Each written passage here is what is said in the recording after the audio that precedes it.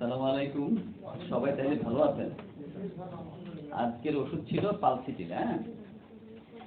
পালসিটিলের সম্বন্ধে একটু ব্যতিক্রম আমি আলোচনা করছি। আপনারা সবাই জানেন যে পালসিটিল নম্র, ভদ্র, শান্ত, নাকি? সবচেয়ে বেশি ওষুধ, যত ওষুধ আছে তার মধ্যে সবচেয়ে বেশি নম্র, ভদ্র, শান্ত। কিন্তু কিভাবে? ওই উপর দিয়ে দেখে, নাকি? অর্থাৎ দেখছেন সে নম্র, ভদ্র, শান্ত, কিন্তু তার পিছনে যে কি লুকিয়ে আছে আজকে এটা প্রকাশ করছে। নম্র, ভদ্র, শান্ত অনেকগুলো ওষুধে আছে। পালসিটিলে এখানে সে যে কত স্বার্থপর ব্যক্তি, কত বড় স্বার্থপর ব্যক্তি আমি চিন্তা করতে পারবে না। এখন আলোচনা করতেছি সেই স্বার্থপরতা বা পালসিটিলের গোপন রহস্য নিয়ে। কি বলে এটাকে? নেপথ্য।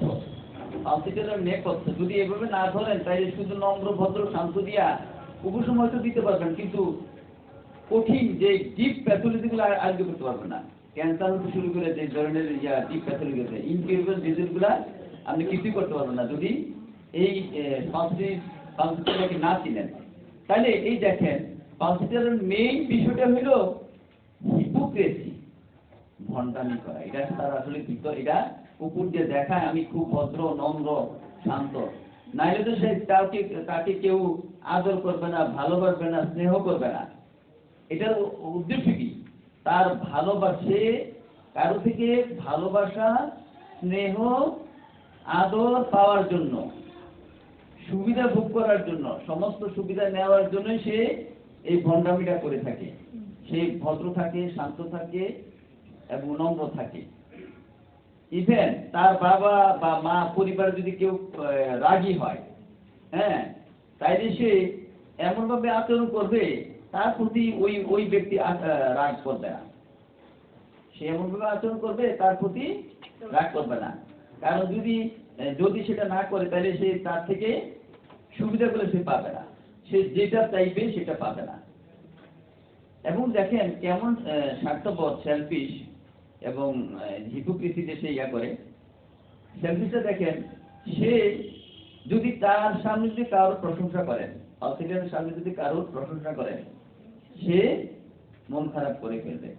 তাকে শান্ত করতে হবে, আদর করতে হবে। আপনি দেখেন বাচ্চাদের ক্ষেত্রে দেখেন, খুব ভালো করে ফলো করবেন বাচ্চারা কি করে। দেখবেন যে পালসিটিলার বাচ্চার সামনে যদি বলেন, সে বাচ্চারা যদি বুঝে আপনার কথাগুলো, যদি বলেন অন্য বাচ্চার কথা, এই অমুকের ছেলেটা তো খুব ভালো, ভালো আদর করতেছে, সেটা নিতে পারবে না। সে কেটে ফেলবে, না রাগ করে চলে যাবে। কেন? তাকে ভালো বলা হবে, অথচ তাকে আপনি খারাপ বলেননি। এই পালসিটিলের বাচ্চাকে আপনি খারাপ বলেন বা পালসিটিলের ব্যক্তিকে আপনি খারাপ বলেননি, কিন্তু সে অন্য প্রশংসা নিতে চাইবেন, মানে অর্থাৎ শুধু আমারই কথা প্রশংসা, আর কারোটা কথা না। শুধু নিজেকেই সে প্রাধান্য দেয়। আচ্ছা, এটা করে কেন? পালসিটিল এটা তো করার কথা না, সে তো পাবি, অন্যদের সাথে পাবি। এটা করেই কেন? সে মনে করে সে একটা আগাছা। আগাছা মানে কি? যেগুলোর কোনো চাষ করতে হয় না। সে নিজেকে নিরমন্য সে মনে করে না, আমি তো এটা না করলে তো আমি ভালোবাসা পাবো না, একচ্ছত্র ভালোবাসা পাবো না। ঠিক আছে? এই যে হিপোক্রেসি, আর আরেকটা হলো ম্যানিপুলেটিভ নেচারটা। হিপোক্রেসিটা দিয়ে ঢাকে নিজেকে, আর ম্যানিপুলেটিভ করে নিজের স্বার্থটা উদ্ধার করার জন্য। আপনি দেখেন যারা ব্যবসায়ী, দোকানের দিয়েছে ব্যবসা ক্ষেত্রে কি করে মানুষ, একজন কি বলে, কনফারেন্স করে যে আমার জিনিসটা ভালো, দেখেন এই জিনিসটা আপনি তুলনা করে দেখেন, এরকম পাবেন না, আমরাই একমাত্র দিচ্ছি, কি এত কম দামে, আর কেউ দিবে না, বলে না। এটা আসলে ব্যবসাটা পলিসি। এটা কিন্তু রুগ্নতা না। ব্যবসাকে এটা করতে হবে, কারণ আপনি যদি সেটা না করেন ব্যবসা কিন্তু মাইট হবেন। কিন্তু এটা যদি কোনো সাধারণ ব্যক্তি করে, যেটার কোনো প্রয়োজন নাই, তাই এটা অসুস্থতা, তাই এটা লক্ষণ। এই ম্যানিপুলেটিভ নেচারটা তার লক্ষণ। এখন যে ব্যক্তিরা তার মানে সবচেয়ে রাগী তার পরিবারের মধ্যে বা পরিবেশে, তখন সে এটাকে কিভাবে ম্যানেজ করে, এমন ভাবে আচরণ করবে হাসি খুশি। হ্যাঁ, তো একজন হাসি খুশি থাকলে, হাসি খুশি যদি কথা বলে, হ্যাঁ, তাহলে কি সে ওই ব্যক্তি রাগ করবে? হ্যাঁ, তাহলে তো তাকে ভালোবাসবে। এবং সে ভালোবাসা পাওয়ার জন্য যদি একজনের থেকে না পায় আরেকজনের কাছে যায়। যেমন যদি মা থেকে না পায় বাচ্চা, তাইলে বাবার কাছে যাবে, তার কাছেও না পেলে দাদার কাছে যাবে, কেউ না কারো না কারোর কাছে যাবে। যদি সে দেখে না বঞ্চিত হয়ে গেছে, তখনই সে অসুস্থ হয়ে পড়ে। পালসিটিলার অসুস্থতাও শুধু তার স্বার্থে আঘাত হওয়ার পরে। স্বাস্থ্য সিদ্ধি যদি না হয়, তাহলে সে অসুস্থ হয়ে পড়ে। সে সবসময় চায় কি, যে আমাকে দাও, আমাকে দাও, আমার সুবিধা দাও, আমার ভালোবাসো, আমাকে আদর করো, আমার জন্য সবকিছু করো। এই পালসিটিলা এগুলা চায়। এটা দেখেন, আপনাকে ম্যানেজ করার জন্য, এটার ইংরেজিটা হলো, লক্ষণটা হলো, রুব্রিকটা রেপার্টরিতে কোকুটিস টু মাস, কোকুটিস টু মাস। এটা হলো একটা কথা বলে না, ঢঙ্গি, ঢং করে, ঢঙ্গি করে কেন, ঢঙ্গি কেন হয়, ঢং করে কেন, তাকে কনভিন্স করার জন্য বা তাকে কি বলে আকৃষ্ট করার জন্য বা মানে ইয়ার করার জন্য। হ্যাঁ, হ্যাঁ, সে পজিটিভ নাম্বার বুঝছে কিন্তু যে তাকে কিভাবে ম্যানেজ করতে হবে। সকল সে আগে যদি রুগী যদি চেম্বারে যায়, ডাক্তার চেম্বারে, ওখানে যে কি করে, আগে বুঝতে চেষ্টা করে একটু যে ডাক্তারটা কেমন, তাকে কিভাবে খুশি করা যাবে। হ্যাঁ, তাকে খুশি করার জন্য যদি সে মনে করে যে ড্রেসটা, অথবা তার স্বামীকে অথবা কাউকে নতুন বিয়ে হবে বা ইয়ে করবে, তার সাথে প্রেম করবে, তখন সে কি করবে, সে যেটা পছন্দ করে ওই ব্যক্তিটা ওইরকম ড্রেস বা ওইরকম কিছু করে। যেমন আমার ডাক্তারের কাছে, আমার ওস্তাদের কাছে রুগী এসেছিল, রুগী লিপস্টিক একদম লাল করে আসছে, একটা বাচ্চা মেয়ে, বড় কত 8 বা 9 বা 10 পরে, এরকম একটা বাচ্চা।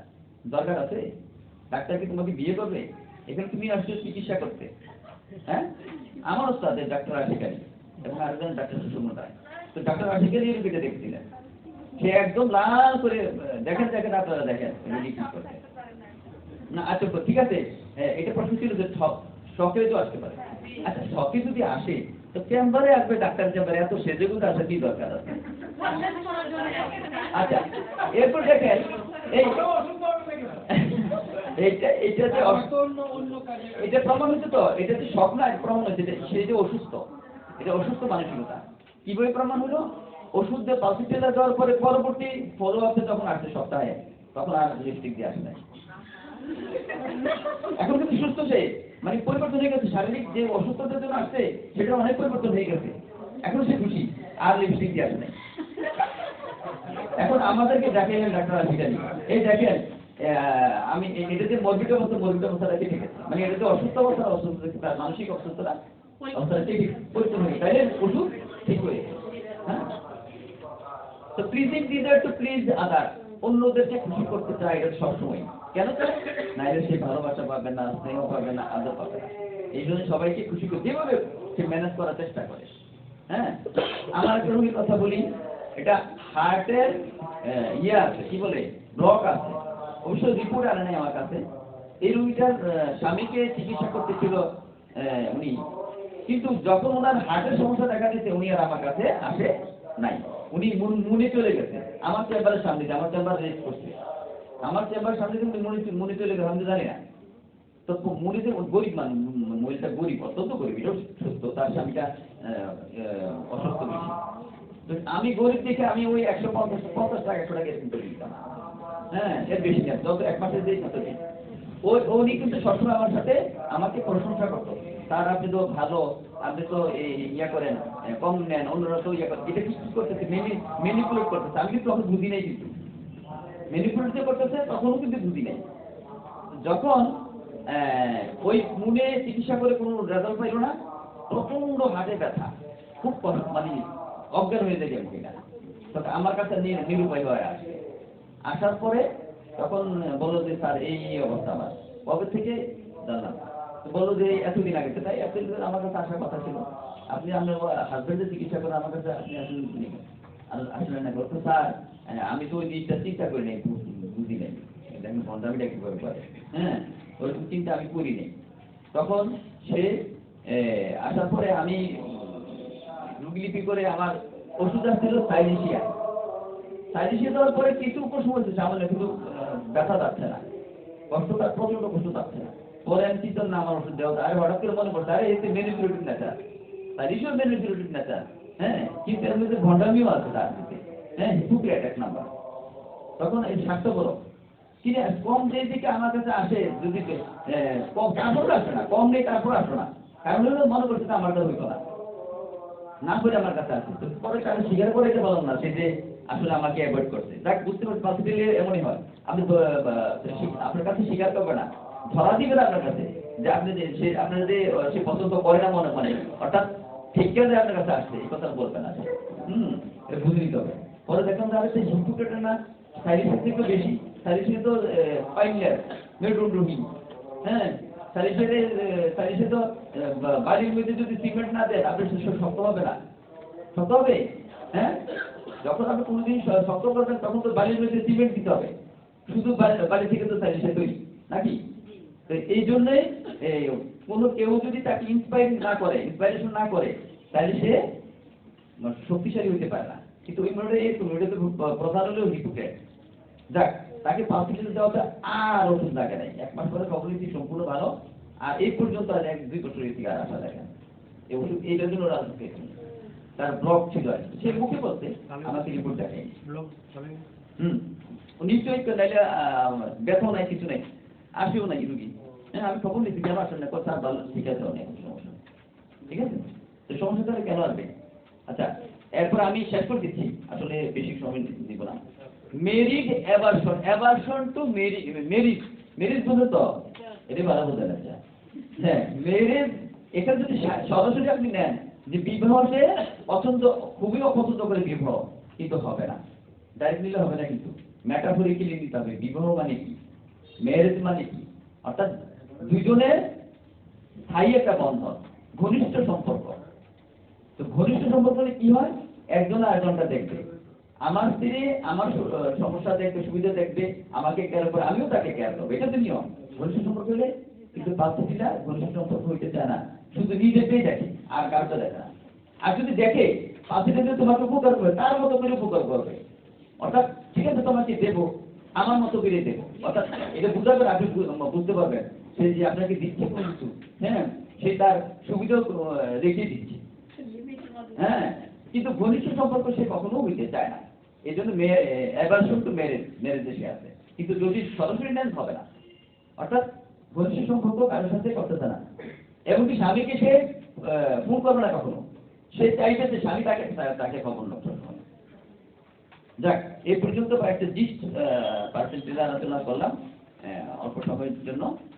সবাইকে ধন্যবাদ, আপনারা সবাই ভালো থাকবেন।